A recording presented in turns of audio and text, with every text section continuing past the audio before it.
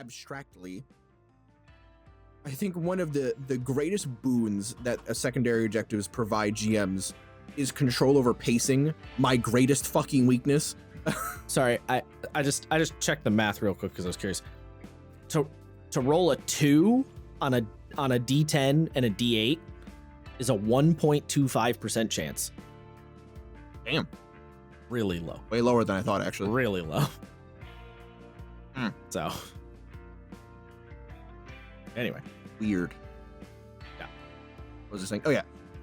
These things provide you a level of control over pacing, which, as I said, is my worst enemy.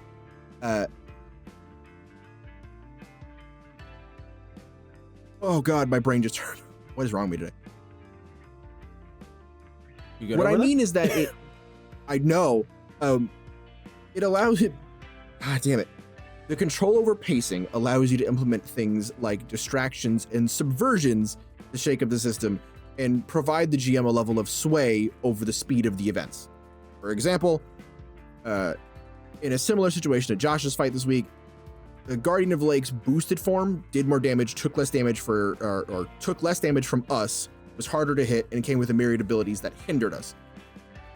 On top of the bubble, that effectively drawed out the fight, drained us of our resources, and helped elevate the overall sort of experience of the fight to a much higher level.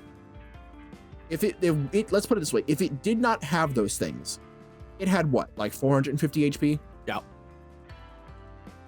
My character does... I think it had exactly that, actually. All right, so Goro does, in the first 2 rounds of combat... You do like 30 on average, probably. 30 on average, plus 20 for the EI stance. No. And I'm saying you probably do around between, like it probably 40, averages out to like 30 every round. Yeah. If you just average it all so together. in the first 2 rounds of combat, assuming that I have my summon, I'm doing about 70 to 80 points of damage. That's like a fourth of that creature's health. Yeah. Just me. That's not counting anybody else. That's by design, though. It is by design, but without that, right? Without those, without the abilities that the bear had, including its second phase, we would have finished that fight in 2 hours tops. If it just had, even if it had the bubble, if it just had the melee attacks, the breath, and the bubble, we probably would have killed it pretty quickly. But the fact that we created a secondary target with the crystal on its back, that was diverting our damage.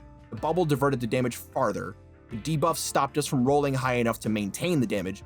All of those things come together to create the well-rounded boss. That was really fun.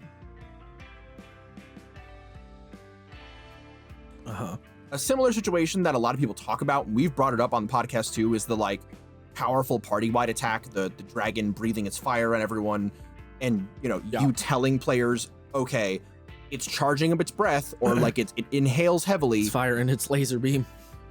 Yeah. Forcing characters to take defensive action and limiting their overall damage for the round gives the enemy time to breathe and recover. It gives the GM a modicum of breathing room to just be like, okay, wait, where do I go from here? What do I do? You know what I mean? Yes. Sorry, yawning. No, you're good. Yeah. Actually. Yeah, I mean, it gives a momentary, like a literal real life breath. Now, we've talked about how these tools are useful. We've talked about what they are. And we did mention in the thesis that if you're not careful, they can go a bit too far. And that really is true. They can go too far. I've done it myself several times.